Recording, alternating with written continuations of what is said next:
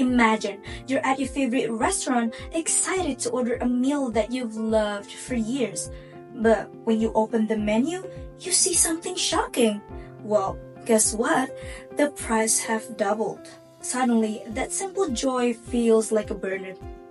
This is the reality millions of families face as inflation rises, making even basic necessities feel like luxuries. Well, by the way, have you heard about Ben Bernanke, former chairman of Federal Reserve?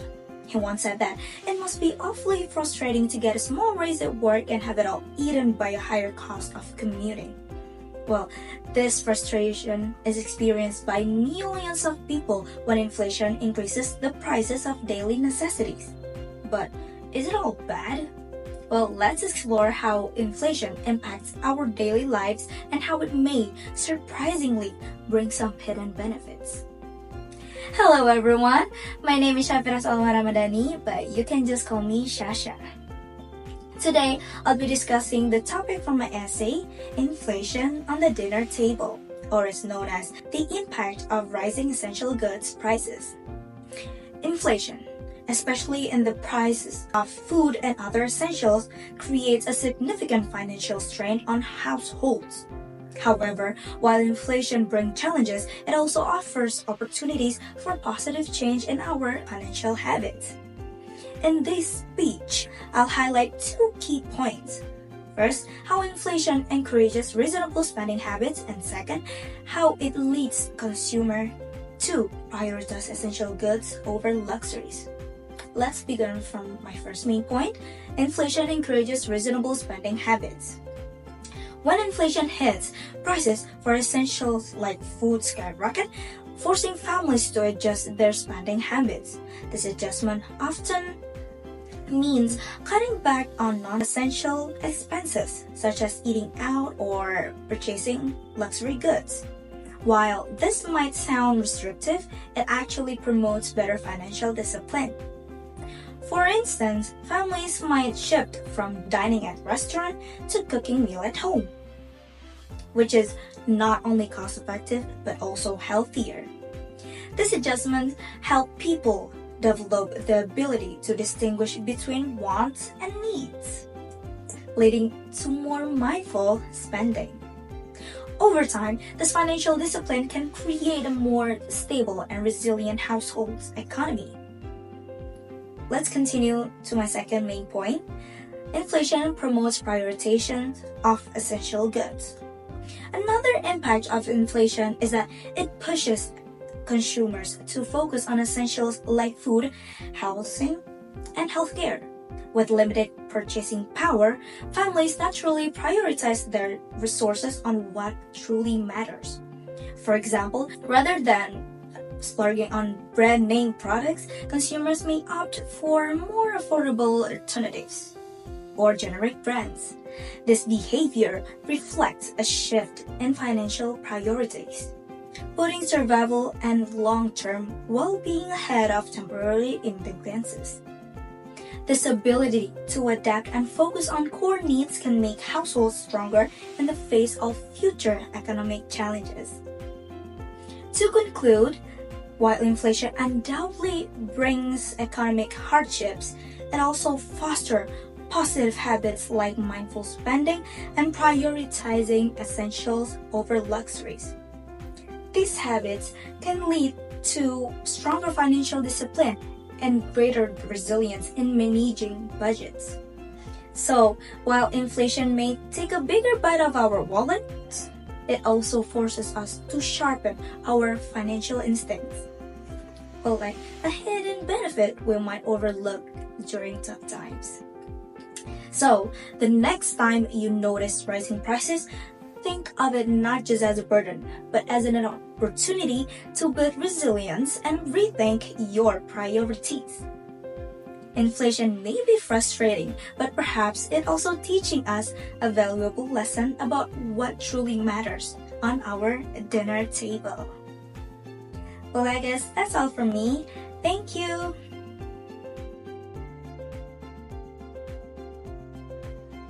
Well, does it ever cross your mind that when you have tons of supplies at home fulfilling your needs, you just have to relax and you don't have to go out. Sounds good, right, in your mind? Well, here I am, Rify Ramadhani Julianto, as a cons of panic buying because it accelerates the inflation.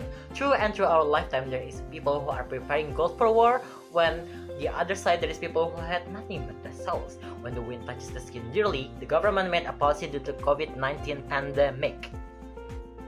In Indonesia, the stroke hit at the second quarter of 2020.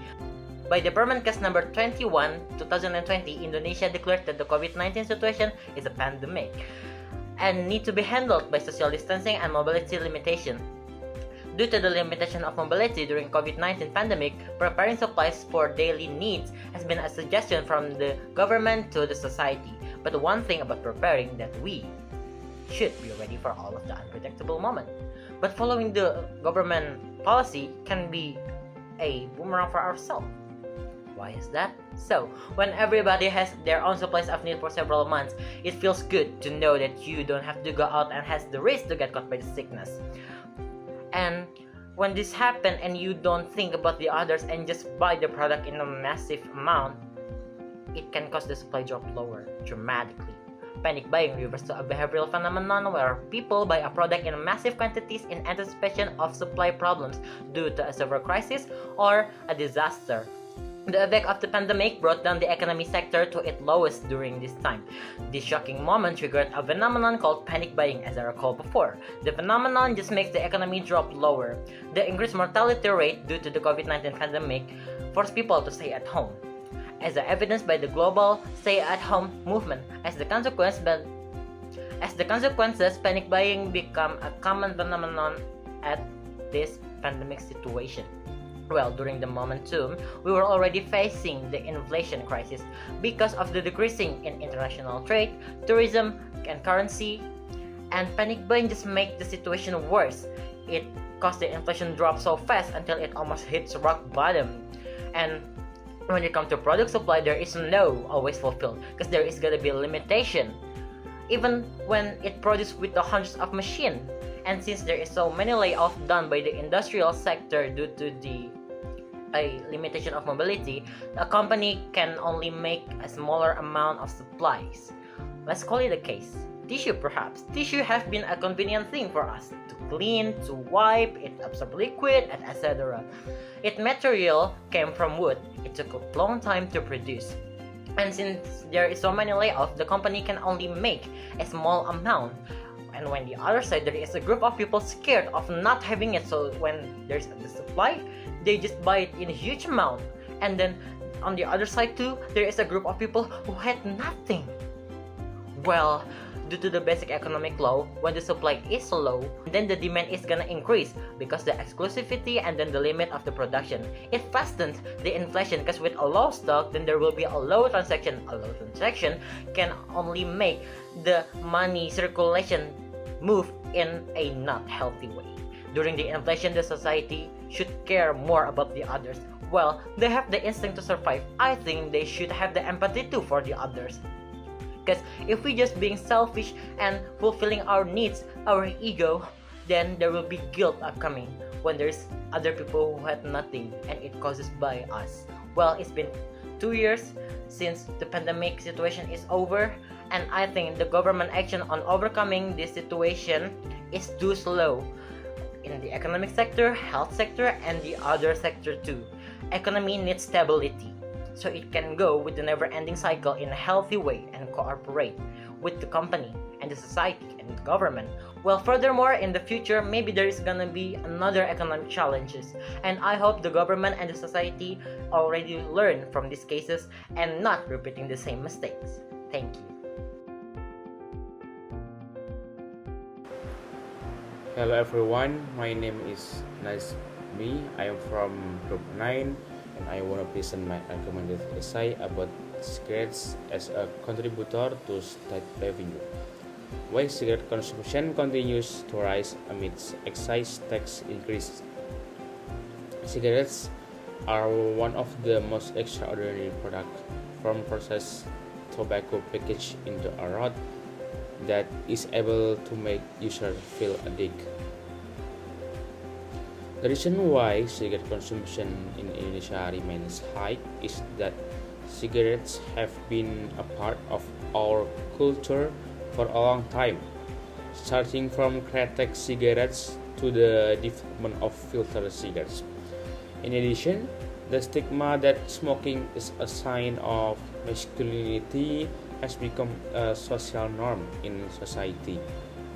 Cigarettes are a dangerous product because they make a person addicted. But on the other hand, they provide a positive value for the country's economy. Why?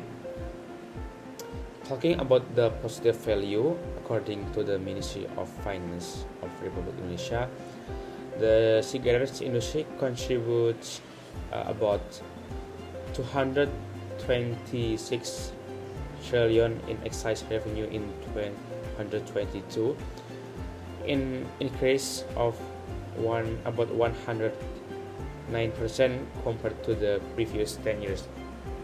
This shows that despite the many smoking prevention campaigns, the amount of cigarette consumption is very high, especially among men. According to the WHO, World Health Organization, in 2021, Indonesia is ranked as the country with the highest number of male smokers in the world. From this data, the percentage of male smokers in Indonesia is about 21%.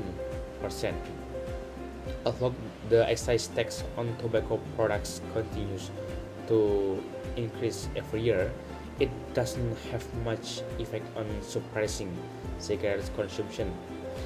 If we look more carefully, it is the increasing excise tax on cigarettes that contributes to state revenue, because people are addicted to cigarette and find it difficult and hard to escape from cigarettes. It is precisely because this that revenue through excise tax remain high. According to the Ministry of Finance, Sri Mulyani, until July 2024, revenue from tobacco excise was recorded at 111 trillion. It is the largest contributor to Indonesia's total excise revenue.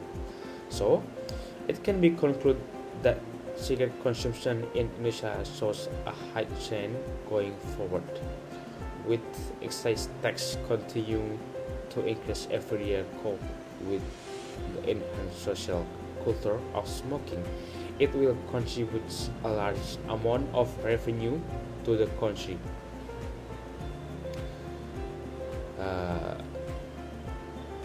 Yeah, this is my opinion about my argumented essay. So, thank you. My name is Devin Ansel from class S Group 9. Today, I will present my argument about the impact of rising cigarette prices in Indonesia. This topic is important because it highlights a policy that affects public health, the economy, and social behavior in Indonesia. The Indonesian government policy of increasing cigarette prices has sparked widespread debate.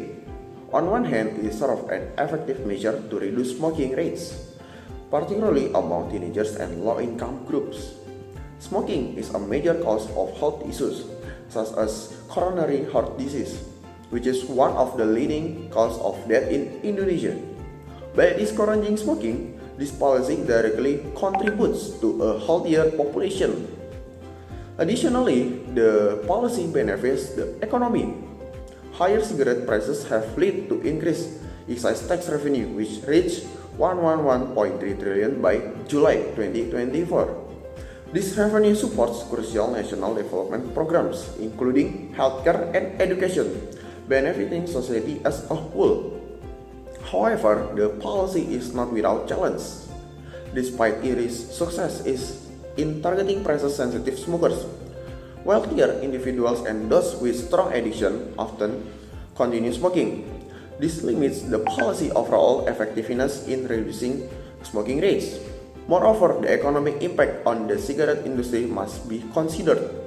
Tobacco production is a significant source of employment in Indonesia, and higher price may lead to reduced demand, impacting jobs and livelihoods, especially in rural areas. Given the mixed outcomes, it's clear that relying solely on price increase not enough. A more comprehensive approach is needed, one that includes public education campaigns, smoking cessation programs, and support affect industries.